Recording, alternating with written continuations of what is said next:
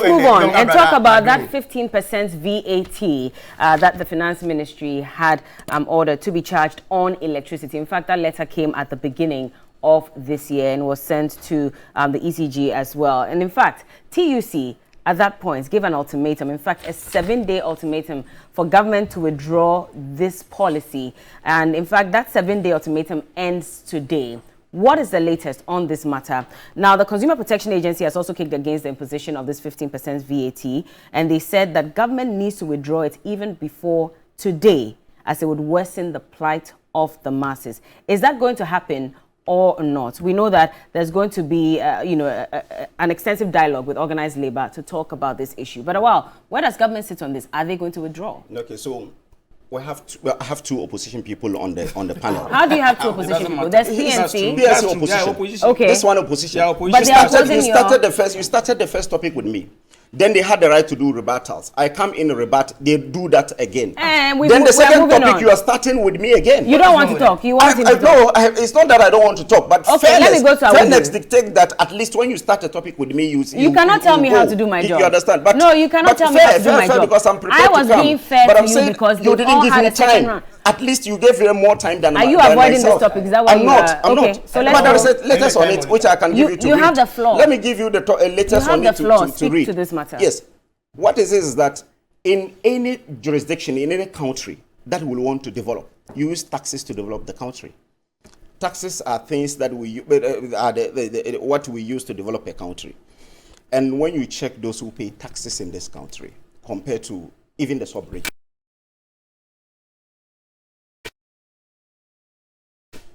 you could take people that pay direct taxes and so on. So in order for you to expand the tax net, what you have to do is that you have to at least get taxes that can get every Ghanaian to really get to pay, so that at least you are able to really build the country the way you want to build it. When you check our tax to GDP ratio, it's nothing to it's nothing to write home about. Again, when you check all the taxes that we take in this country, about half of that amount goes to compensation and salaries of workers.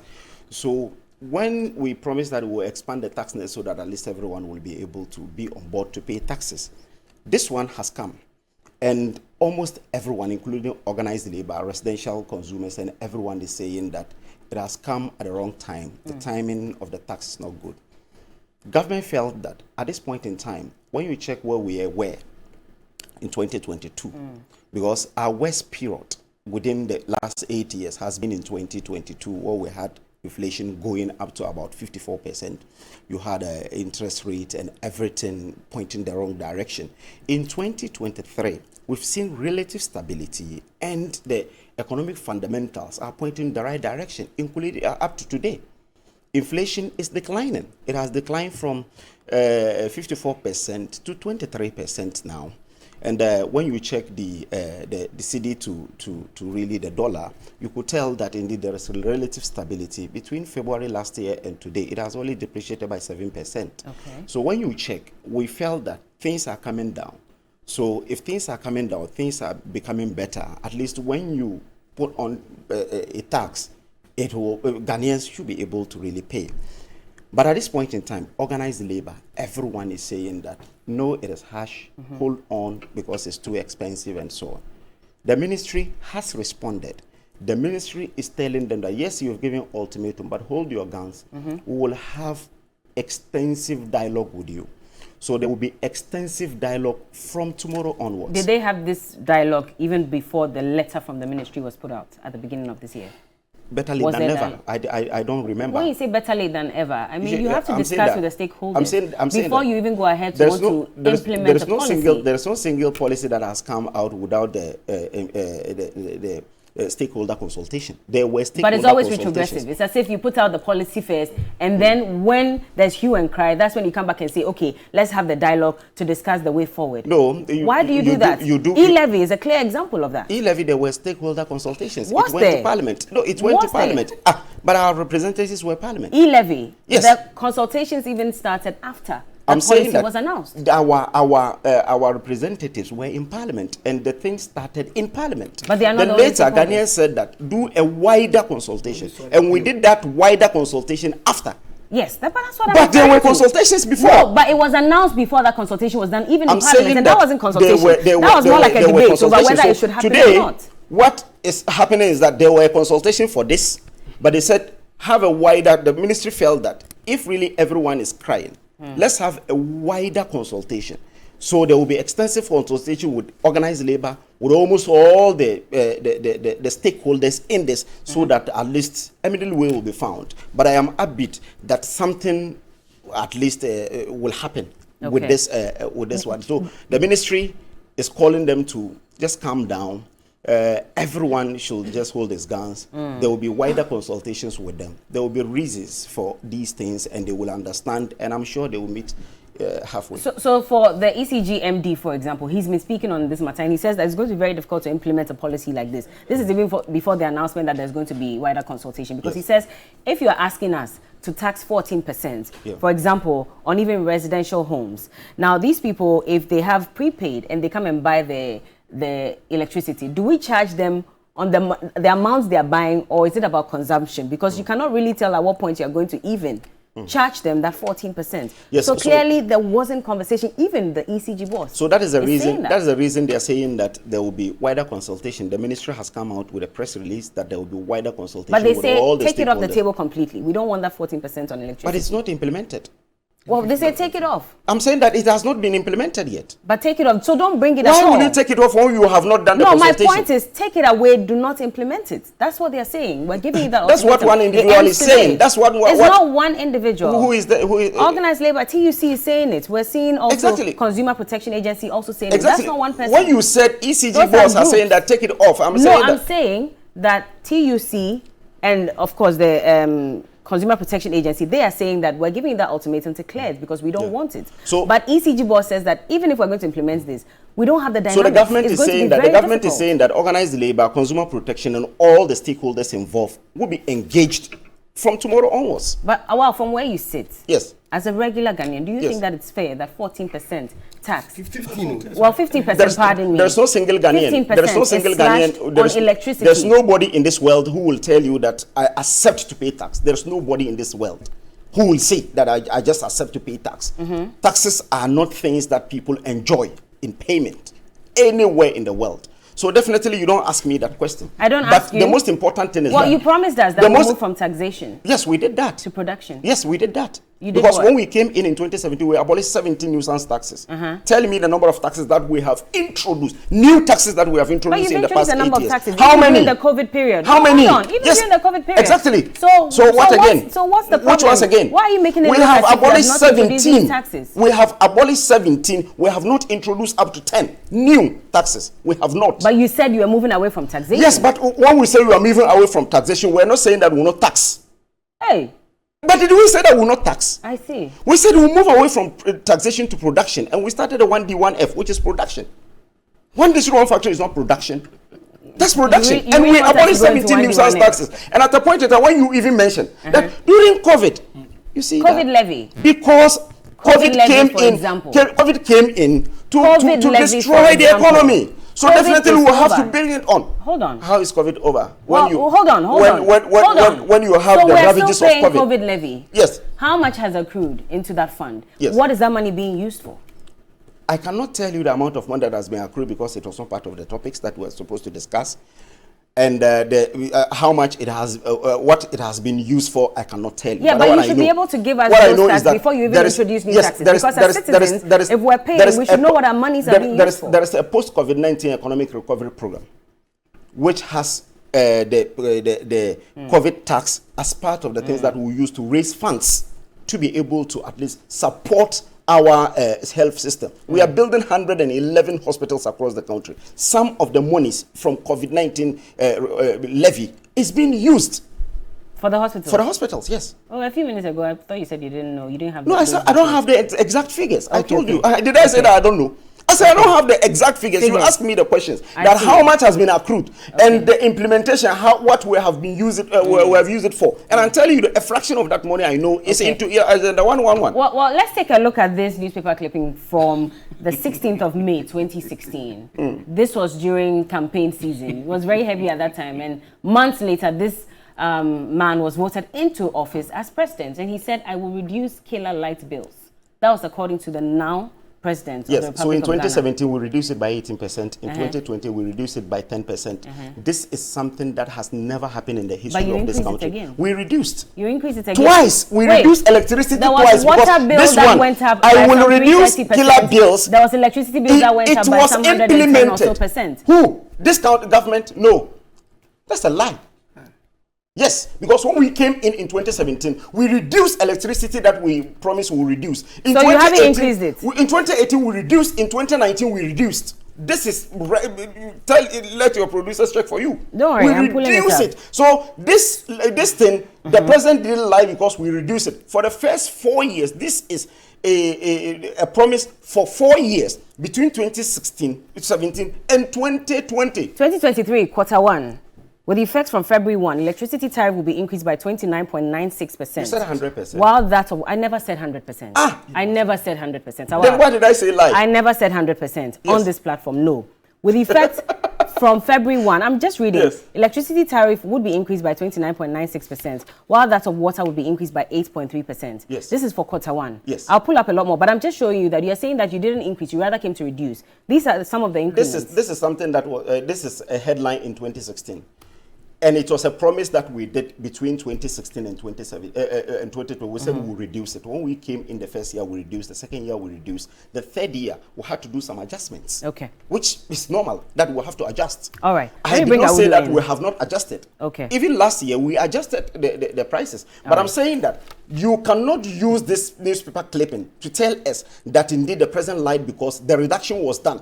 And in the 8 years of the NDC, they didn't reduce even 1%. Why are you equalizing? I have to because I have NDC people. I have NDC people here who are saying that. No, he's PNC. He's not NDC. Please, let's just give him. Remember let's tell those who don't know him. No. He's Be respectful. PNC. I would have come in. That my position aligns. The fact that my position aligns with an opposition member does not mean that I'm NDC. Okay. Please you come know in. That. Please come in. I mean, retroactive, yes, but it government is not says his fault. we are going to have a conversation. Probably the toughest job in Ghana today is the job of defending this corrupt, nepotistic, and shambolic government. And that's what Awal here is doing. For me, I think that suddenly organized labor through TUC and the Consumer Protection Agency has suddenly found its voice.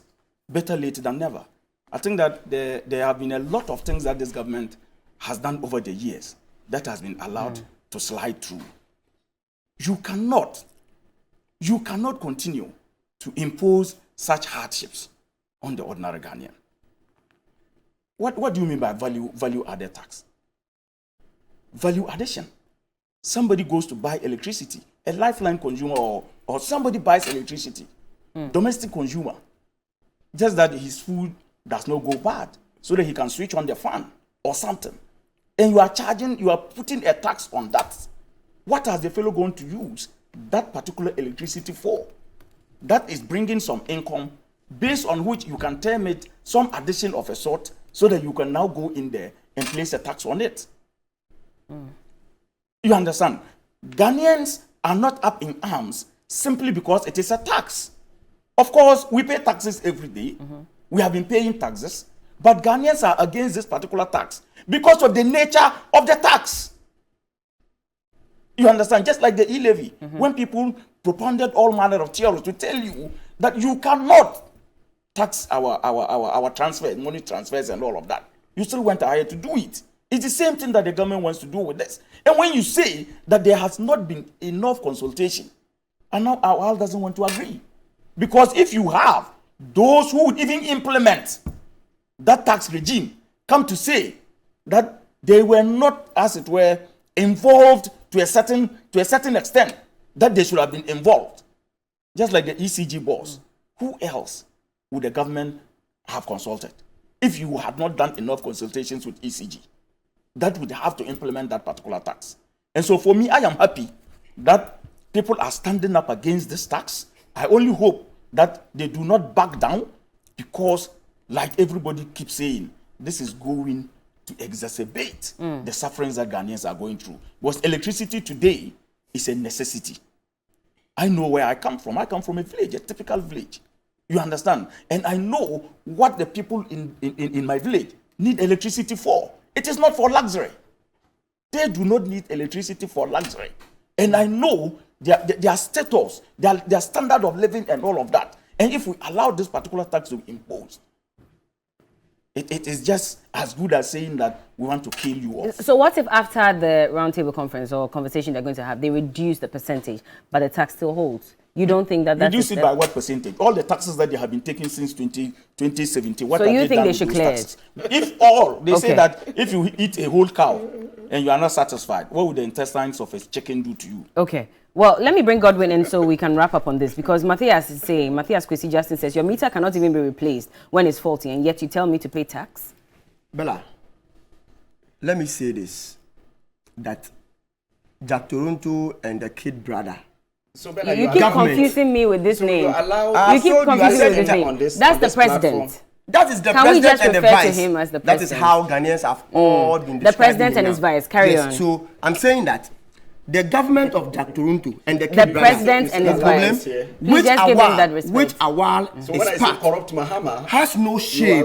Awal. I'm asking you. Awal, please, you have When to he keep calls quiet. President You have Jack to Toronto, listen. and I call I'm Mahama handling the issue. incompetent, When you were corrupt speaking, he did Mahama. not interject. Why are you doing this But to you him? should sanitize Don't it. tell me That how is to the do my nature- job. that is Please the nature allow of me the to do So it. you allow Allow someone me to do my job. Yes, all the Let time. him speak. You're not being Anyone fair. can- You are not being fair. You've heard me say that he should refer to the president what as Awal the does all the president. time. Relax.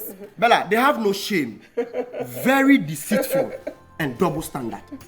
This very government told the people of Ghana, John Mahama was so wicked in putting taxes on Ghanaians.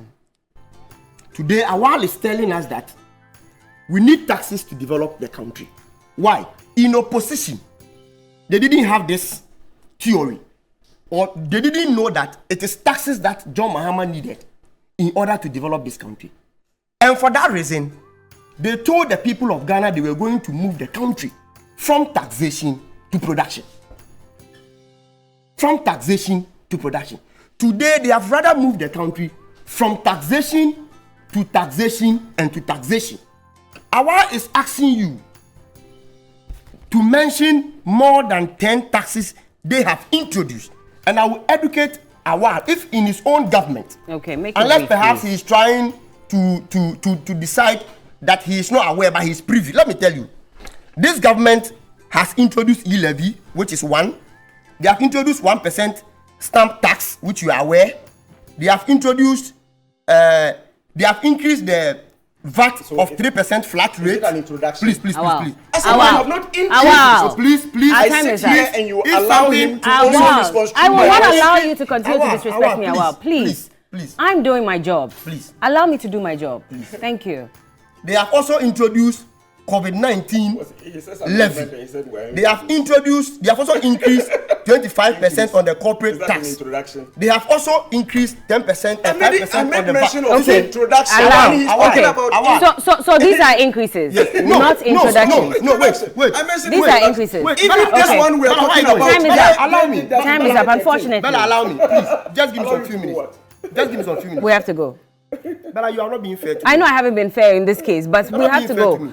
10 seconds, please. Let me just land. just end with this. Please let him That the land. introduction of VAT on electricity is uncalled for. It was Let me done tell in you. 2013. Let me tell you. Allow. Wow.